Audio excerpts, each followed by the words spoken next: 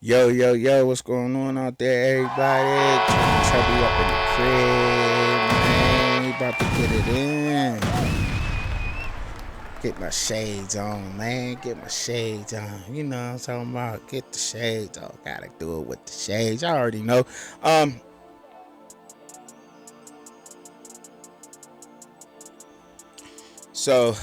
College football, man. As y'all can see, disclaimers on there. So we gonna get the midweek popping. Get the midweek things popping off, man. Midweek college football coming your way with your host. Welcome to the Fast Point of View podcast with your host, Truckin Chubbzy, the most unknown podcaster there is about there. Down in the dirt, one day at a grind. Let's get it.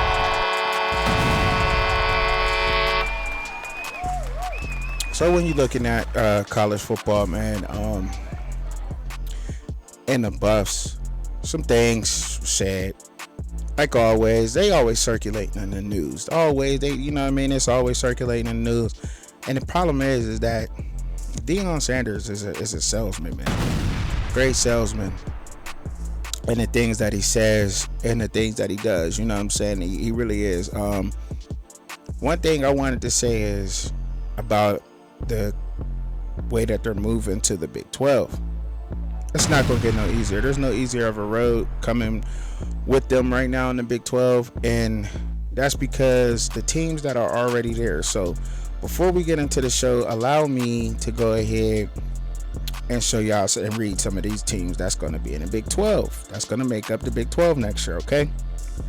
So you're looking at, there's 16 teams that's going to be in the Big 12. Arizona Wildcats. That's one team.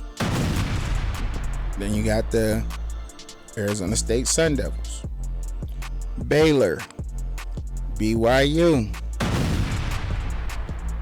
USC, Cincinnati, Colorado, Houston Cougars, Iowa State Cyclones, Kansas Jayhawks, Kansas State, Oklahoma State, TCU, Texas Tech, and Utah, West Virginia will make up the Big 12 next year. Now, I know a lot of people say they get the prime effect when people want to go there and they want to play for him, right? The problem I think that's going on right now is that players were promised to play in certain positions and so forth and so on, and they're not seeing the field this year. Like for instance, you got a Cavassier Smoke that ain't seeing the field right now. You got Kermani McClain, 5-star. He could possibly be the best tandem. Him and Travis could possibly be the best tandem at corner right now in college. Letting him grow and everything. He possibly can't be too much worse than what we already have seen out of the other corner. You know what I'm saying? Like, I believe Amari Cooper has been doing a great job. If you don't go down the line after him, like, we got to let this young man see the field and get some field experience, man. I mean, you know what I mean? Because there's rumors right now that Colorado may not even be playing Shedeur Sanders right now. You know, they may let him sit because he's getting banged up. So might as well let that young man get on the field and get some field experience out there, man. I mean, because now looking in, it looks like favoritism, right? You know, because he played with his dad, Stoudemire's dad. And this is a fan's point of view. This is what it's for, fans' voice, okay? And also, you see that they're like, you're no different than all the other coaches. You're promising us stuff. You're promising us to come in here and play, and we're not playing. We're not seeing the field, and that's a problem, right? That's a problem. But as much as you get the prime effect to play for him and go to Colorado and play up in the cold, you got other places where you go that's warmer, and you can still play against him. You know what I mean? So I can show my talents against this team too. You know what I'm saying? See, that's the more of a lure and why you get so many good players around the SEC, because they're playing the better schools, right? So you're going to get the same thing. And you already have schools that are established in the Big 12, you know what I'm saying, that's been around for years, such as Baylor, Texas Tech, Oklahoma, TCU. These are the teams that's already been established in the Big 12. And they're good. You know what I mean? These are good football programs for years and forever, and they already established in the Big 12, even though that's where Colorado originally comes from, is the Big 12. But still, these teams are already established there. They're not going nowhere. And now there's going to be more of a allure for these other teams and other coaches too to say, okay, hey, we get to play against Colorado. Oh, let me, you know what I'm saying? Because sometimes everybody don't want to go where it's at, but if I can show my talents against you and I could beat up on your team, oh yeah, for sure, I want to do that too. If I can't play for you, then I definitely want to play against you. That's a fact. That's just what it is. So, you know, just to keep it moving, keep it moving on, you know, with the topics and everything. So this is an important college football game week. It is, and I said it way back when. It is. There's a lot of great games that's going on. Oh my goodness. Oh man, like let's just jump right into this week, man. Let's go ahead and let's just jump right into it. Okay, so you got Texas. We got Texas Tech at Kansas right now. When you're looking at both teams, both, you know what I'm saying, Kansas being number 19 and Texas Tech being unranked, sitting at 4-5. The Jayhawks is at 7-2. You look at some of the Texas Tech's games this year. You go ahead and you look at some of their games and you say to yourself, you easily could say, well, their record shouldn't be that bad because they just came out of a dogfight with TCU. You can say what you want about TCU. It's an off year from. They got 11 starters from last year, team that went to the national championship. So let's stop with that. Like, there's a narrative around that, and you can say what you want to say about that, but they did go 11 starters. They had 2 corners, 2 linebackers, a kicker, 2 wide receivers. Like, let's, like, you know what I mean? Like, come on. Like, they played with winners. They know what it takes to get there. This year just been an off year for them, and that it is what it is for Sonny Dykes and them. All right, so let's not go there. They still dogs out there. You feel me? They still know how to fight. Now you got they lost to Kansas State by a couple of touchdowns. They did beat Houston, and Houston is a tough team. Even though people have been dogging Houston to Houston tough. Like, you ain't getting no pushovers out there. And they lost to BYU by 13. But they only lost to Oregon earlier this year by like 8 points. You know what I'm saying? The games they're not that bad when you're really looking at that. And that's why I got this up here, because this could possibly be an upset. It really can, y'all. Like, what I'm telling you, we gotta keep an eye on this game. It's gonna be a good game. It's gonna be a rumble, because Kansas just got in a rumble with like Iowa State, but they beat Oklahoma, and then you're like, what's going on? Like, they beat Oklahoma and Oklahoma State. They lost to Texas big, but you know they only beat Iowa State by a touchdown. See, this is what I'm saying. That you don't know. You just don't know what you're going to get up out of these games. And that's why I got it as watch for an upset alert on From a Fan's Point of View podcast with Truckin Chubbzy. All right. Now you go to the next game. You say, what? Michigan at Penn State. The rivalry for Big Blue. Man, this game right here is going to really be a good game.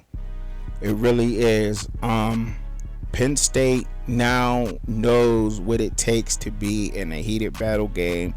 They're at home, which gives them the advantage. Michigan has been just dominant. They have been absolutely dominant, and I'm really not taking nothing away from them. But Penn State only losing one game to Ohio State. That's the only loss they took, and they barely took that L. That's why I have it on the watch. You know what I mean? Important college game week, because obviously they're 2 of the best teams in the Big Ten, and they stand a chance because of them being at home. Like, let me just be real. Like, they're at home. The crowd is going to help them with Michigan. Now, whether Michigan beats them by 3, but they're not going to go in there and just roll over Penn State. It's not going to happen. I know it's not going to happen. Penn State has a chance. They're clicking right now. They did play Ohio State, so they've been in a tough game already, and that's where I argue that Michigan hasn't been in a tough game yet. They haven't faced adversity yet. Yes, they gotten off to slow starts. Like, let's be real. They got off to slow starts, and they're just super dominant. Like, let's not take that. I'm not taking nothing away from Michigan at all. Like, let's not get that confused up with anything. They are They just haven't faced that adversity yet of playing a Ohio State Penn State this year. So let's see how they do in this game. I just got it on the watch and for a big game, and that's all I want to say about this game, okay? Alright. But it's huge though. It's going to be a huge game. Good one. Make sure we're watching that. Now you got other games that I didn't name too, like Virginia at Louisville. Virginia don't stand a chance. They only got 2 wins. Hey, they beat West Virginia. And if you let Virginia hang around too long, Louisville, and remember, Louisville did take that L to Pittsburgh. Pittsburgh only had one win at that time, and they beat Louisville. And they just didn't beat them. They dominated Louisville. Let me get that correct. The defense stepped up huge. They stepped up hugely in that game. They dominated Louisville. They really did. And then I believe that's why Louisville is down in the ranks, because they took a L like that to Pittsburgh. Shout out to Panthers, and everything. Shout out to Louisville. They balling. But if you let Virginia hang around Louisville, they will go ahead and they pull that off. And I'm just talking about these games before I get into the Colorado Arizona game. Alabama and Kentucky. I really don't think that Kentucky is going to win that game, but it's an SEC game. They're built to play each other, but Alabama, they have found their niche. I think Alabama found themselves against LSU. They found what's working for them. They know what to move forward. Kentucky is going to look to contain that quarterback. He also can sling it around, which may open up the run for the running backs, but they got a running game. Alabama has a running game, whether it's with their quarterback or with the running back. So we do know that. And I think Alabama wins that game. I do. I think they win that game, even though Kentucky's going to be at home. I think they're going to be out, because if Kentucky would have showed better against Georgia, you know what I mean? I think that they stand a chance with Alabama better, but since they didn't show that well against Georgia, I don't think that they're going to be that much competition for Alabama. You know what I mean? I'm just being real about that. Okay, so we're moving on to the Colorado and the Arizona game, okay? And I got it. I know I got it backwards on the board right here, but hey, whatever, because they're at Buffalo. Arizona is at Colorado, okay? They're playing the Buffaloes. Wildcats at Buffaloes, okay? So right now they're sitting. Arizona Wildcats are sitting at number 23, and the Colorado Buffaloes are unranked at 4 and 5. People have the blueprint of beating Colorado. They do know that Colorado has great players. They do. People know that Colorado's have great skill position players. It's a fact. They're stacked there. They also know that offensive line has been a problem. It remains to be the problem. And Arizona is just balls to the wall tough. They are a very, very sneaky team. Now, when you talk about there being stars and everything, now they have a quarterback right now in Noah Fifth, because I can't pronounce the whole full name, but Noah Fifth, that quarterback came in as a 3-star quarterback. And this is what I'm talking about with stars. You do your homework. If you come in and you dedicate yourself and you hit them weights and you come in and you learn what you need to learn in that system, you will be good. It's not about the stars. It's about what players could come in, fit this scheme, do the job that I need done to help my offense or my defense. And I said this before, and I'll say it again. That don't matter. People get caught up in all the 4 stars and the 5. That don't matter, man. That don't matter no more. We in college now. I could surpass you easily just because you might come in. And let me say this real quick. Because somebody comes in college and they're coming as a 5-star, and somebody comes in as a 2-star. You come in as a 5-star, you got all the notoriety on campus and you getting caught up and you going to parties and everything else. But I came in as a 2-star. I came in early to the program. I hit the weight room immediately. I gained about 15-20 pounds in muscle. You know what I mean? I got faster, I got stronger. I know the offense, I know this and that, and my stats wind up being better than yours. I might surpass you in college. Like, that don't make no sense. Okay, We can't evaluate them from their high school stats, and that's exactly what that's from. But some people go in high school and they surpass these people. That changes, just like in the pros. You might been a all-star college football player, all-American, but somebody come in to the NFL as an undrafted rookie free agent, come in there and they're looking better than them guys. You know what I'm saying? In the pro level. So yeah, you gotta stay with your craft. You gotta stay on it. You gotta stay dedicated, and they gotta limit the distractions. And sometimes that's what happened. Noah Fifth didn't let no distractions happen to him in college. 3-star coming in and got his team out of 6-3, 23, going up into Colorado. And I think that they're gonna beat Colorado. I just got it up on here because obviously, Coach Prime's team, I've been covering them this far, you know what I'm saying, and everything else. And I'm just not. I just don't want to be like, okay, you was covering them so much and trying to, and at the beginning when everything was hot, and now you ain't covering them. Like, I don't want to be that guy, you know what I'm saying? But when you're doing good, and you're not. This is some things that surround this team that's just like, man, like, wow. And I just wonder, and I got this to say before I get up off this team in this slide here. I wonder when and if Deion Sanders chooses to leave when Shedeur and Shiloh get drafted into the NFL. I wonder if he's going to have the support of all those Buffaloes fans, or is it going to be 10 times as worse when he left Jackson State? And I ain't looking forward to no negative stuff. I'm just saying that he has a tremendous amount of support to where the point where a lot of people are super delusional in looking at the team in the way that things are going on, and just like, because having hope and believing is totally different than being delusional and not facing the facts and not calling it how you see things or whatever. You know what I'm saying? Oh, he didn't get burnt. He was right there. That wasn't his guy. They were in the zone. He wasn't guarding him. They say stuff like that. Like, that's crazy. Like, what? Like, when we start, like, it's just that. But that's what I mean by that. You know what I'm saying? But I'm gonna just keep it moving. Oh, Tad, we got the Vols at the Tigers. Yo, this right here, y'all, I'm telling y'all, to me, man, this got to be my game. I'm picking this as the fans' point of view game of the week right here, y'all. 3:30, 3:30. I'm picking this as the fans' point of view game of the week because I know a lot of people got Utah and Washington marked out. I know they do. But here on the fans' point of view, I believe this is the game. They both 7-2. Ranked 14 and 16. You got the Tennessee Vols ranked number 14 in the country, 7-2. You got the Tigers, that's number 16. They ranked 7-2. Man, look, I'm telling you right now, there's no losers in this game. There's no losers. There will be a winner, but I'm telling you right now, there is no losers in this game. We are going to see right now what the SEC West is made of and what the SEC East is made of right now with this game. We're gonna see what the East is made. The East is strong right now. The East is strong, and I believe both because the East is strong. But we're gonna see, and what did I mean by it? We're gonna see what they're made of because we're gonna see what Kentucky does with Alabama, and then we're gonna be able to see something up in this game. But man, I'm telling you, man, this is gonna be an exciting game. They're both 7-2. They're two evenly matched teams.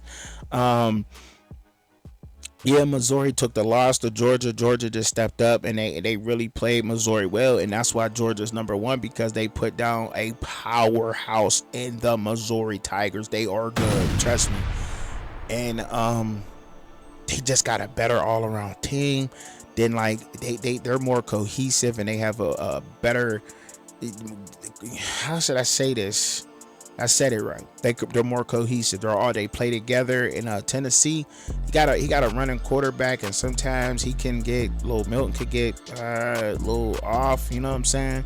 If his running the ball ain't going too well, the RPOing, it just seems like the offense is a little bit more able to be stagnant than Missouri's. Missouri has so many outlets. That quarterback Cameron, however, he don't really like to passes the ball well. They run the ball well. They both got good defenses, man. It's just gonna go down, and I can't wait to see this game. Y'all make sure y'all watching at 3:30. It's the Truckin Chubbzy fans point of view game, and there's no losers in this game. Just remember that there will be a winner, but no losers. All right, because they already both going bowling, and 14 and 16 can't argue with that. Washington at Utah. I just talked about that. told y'all. This game is going down. Pac-12. They putting on for the Pac-12, and I'm telling you, why do I got this up here? This can be an upset. This game could be an upset by number 13 Utah Utes at the undefeated ranked number 5 Washington Huskies. But look, I do want to say this. About them. Y'all, right now, and I want to say this for all the APs out there and for the rankings right now, because I said I had Washington at number 3. I put in that Washington like at number 3, and then I had a Florida State at 4. You know what I'm saying? I had Michigan, then Georgia, and I love the Bulldogs. Don't get me twisted. But I had Michigan, then Georgia, Washington, and Florida State. That was my top 4 right there, okay? And then, but when I said they're ranked number 5 right now, and I tell you what, if Washington Huskies beat the Utah Utes, there's no doubt in my mind that they definitely deserve a seat at that number 3 table. Let me tell you what. People want to talk the strength of schedules. Washington has by far the Washington and Florida State schedule has been better than anybody else's that's in the top 2. I'm just letting y'all know that right now. Period, point blank.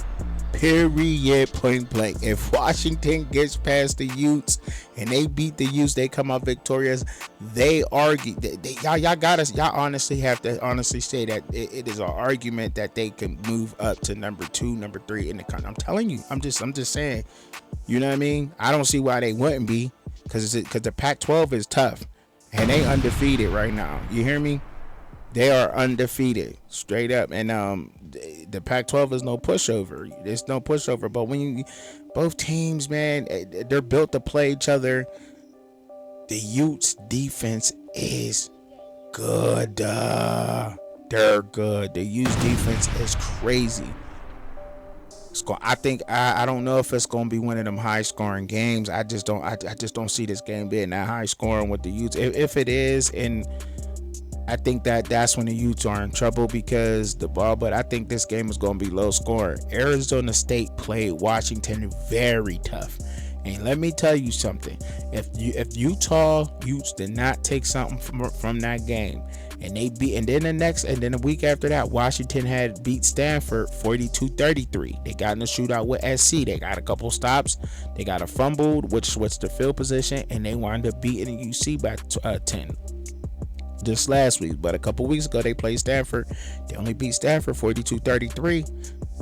Arizona State, and we talking Stanford and Arizona State being on the bottom half of the Pac-12. Pac-12 is no joke though, but Utah is one of the better defenses in the Pac-12, and if they get past them, that's good. But it's definitely on the watch list right now for the fans' point of view, y'all, because the Utes, let's just be honest, the Utes, they got what it take to beat them. The Utes have, to me, the better defense. So even though sitting at 7-2 and number 13, but that's why you ranked off of your wins. You know what I mean? They're 7-2. They deserve the 13th seed right now. And by Washington being undefeated in Pac-12, yeah, they deserve to be number 4, number 5. All right? So that's why they're. Let's get that straight. Get that right. All right? Miami at Florida State. Why you got this up here, man? What are you talking about? The Hurricanes in Florida? Because it's a rivalry, and I said it last week, y'all. I told y'all last week that this rivalry right here is the thing. I told y'all this. When you playing the Canes versus the Seminoles, the whole state of Florida is divided. It's divided. The whole state. You hear me? You picking and choosing. Is you wearing green and orange, or is you wearing a maroon and gold? Like, what is you rocking this week? Because you can't be tripping if you're in the state of Florida. You got to watch what you're wearing. And if any Florida people's watching, then you let them know down in the comments. Straight up. That's what it is. This is the rivalry of rivalries. You hear me? In the state of Florida. When you got any of them Florida teams playing each other, it's shut down. Florida shut down. I'm telling you. So that's why this is up on here. And Florida State being number 4, this is going to probably be one of their toughest games because the Canes is 6-3. They trying to make a statement. They really not. That record, man, with the Canes is like, you can argue because let's say, okay, so they did take the L to the UNC, but UNC should be having a better record right now. They should be. They beat Clemson in overtime. Miami did, which was a tough game. Clemson is no pushover. We just saw that, right? We just seen this. We just witnessed this. They beat the teams who they were supposed to beat. Virginia by 3 in overtime. They beat. They put it on. They took an L to North Carolina State. They did. They took an L to North Carolina State. I mean, go front about that. And they lost to Georgia Tech by 3. Okay. But they put it on BC, the schools that they were supposed to beat. Remember, they beat Texas and A&M earlier this year. Then they just fell off. They went on a decline. I don't know why, but they did. But yeah, like I'm just saying that it's going to be a good game. And Florida State, I rock with Florida State. All right, I got them up there in my top 4. They're good.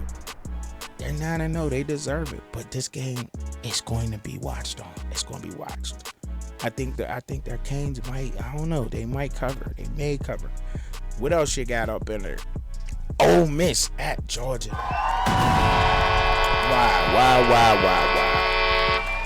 Because the SEC is just super tough. You cannot diss on the SEC right now. You can't diss on the SEC. Who are you to talk about the SEC? The Ole Miss Rebels ranked at number 10 in the country right now, sitting at 8-1. And they going to Georgia. And Georgia, yeah, they've been playing some teams, but now they really playing these teams late in the season. And that's why if Georgia could get through this little gauntlet late in the season and they go to the championship, yes, they deserve to stay number 1. But right now, up until Missouri, a lot of these games that they have played was just questionable because they didn't match up that well. Missouri was probably one of the best matchups that Georgia had played this year. You could argue, you can say that, yes, but they still have been winning their games. Therefore, they started number 1 and they're undefeated. They're going to remain number 1. Period. All right. So when we saying that, the Ole Miss Rebels, they are balling out, and they definitely can go ahead and they can see, and they could upset my Bulldogs, and I'll be mad about it. But they got a good team. They ain't no pushover. I hope that we come out and we put their foot on their neck and we don't let up against them, because the only game, because they beat LSU. They beat LSU. Let's not forget that they did beat LSU.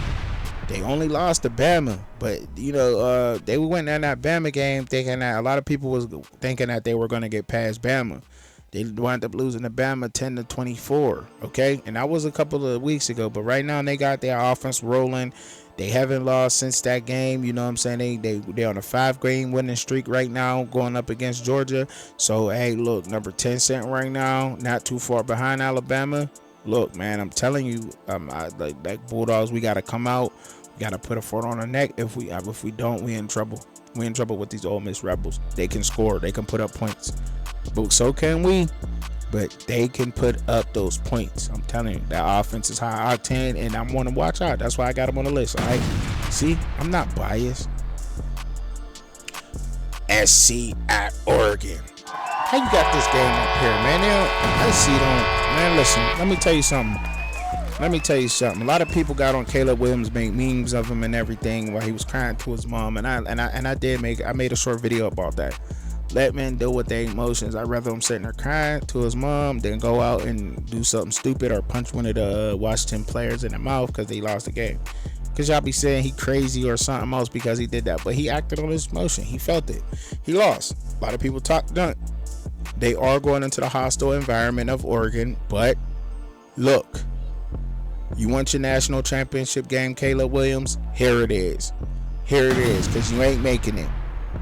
But since you ain't making it, you can help. Y'all can knock somebody else up out the contention if y'all win this game. And I believe this game right here is already going to be one of rivalry. It's already a Pac-12 game. You know what I'm saying? It's already a Pac-12 rivalry. Now it's going to go further in there. Now you could take somebody's hopes away. That's crazy. That, you know what I mean? Like when you could take somebody's hopes away, to making it to the championship. If I ain't going, you ain't going type deal. And football, that means a lot, and that's why this game is up here. And I do think that SC got a team to beat Oregon. I think they do, y'all. Like I'm just keeping it real. They both lost to Washington, arguably by the same. You know what I mean? They, Oregon lost by 3, but they both hung in there tough with them.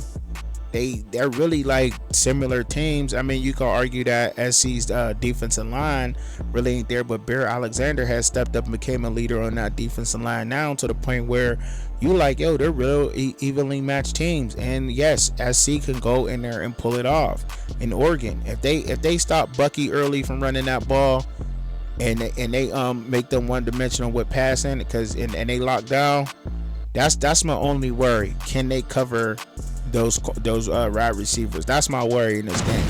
Is SC gonna be able to cover those wide receivers? But yes, they definitely can beat them, and that's why I got this on an upset alert for Truckin Chubby's Fans Point of View podcast. That's why I got it up here, y'all. That's just what it is, all right? That's why I got it up there. Now, just real quick, because I just want to thank y'all for watching. It's okay to replay, but it's not over. Real quick, I'm gonna just leave the screen up because there's a lot of games up here that I didn't put up here, but I'm gonna mention, but I didn't put up there. You got Duke at USC. It's a rivalry game, right? It's a basketball rivalry game, and and these two basketball schools are doing fairly well in football. I'm telling you, they are. You know what I'm saying? You got the Blue Devils. That's going to be at 8 o'clock on Saturday, November 11th. They're 6-3, and you got the Carolina Tar Heels at 7-2. They're not. You know what I mean? That game can possibly be another upset. You know what I mean? They're ranked Tar Heels number 24, and Duke they have what it take to knock them down. Yes, they do have the team. They do, and that could be an upset team game too. So let's watch out for that. Okay.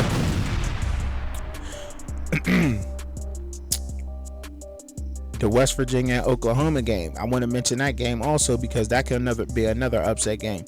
West Virginia 6-3, Oklahoma Sooners being 7-2, taking a couple of L's lately, and West Virginia on the incline. So that's what I'm saying. Like that game could possibly be that way too. Like these teams are finding themselves. Some of these games, it's playoff mode already in college football. This is college. November in college football is playoff college football.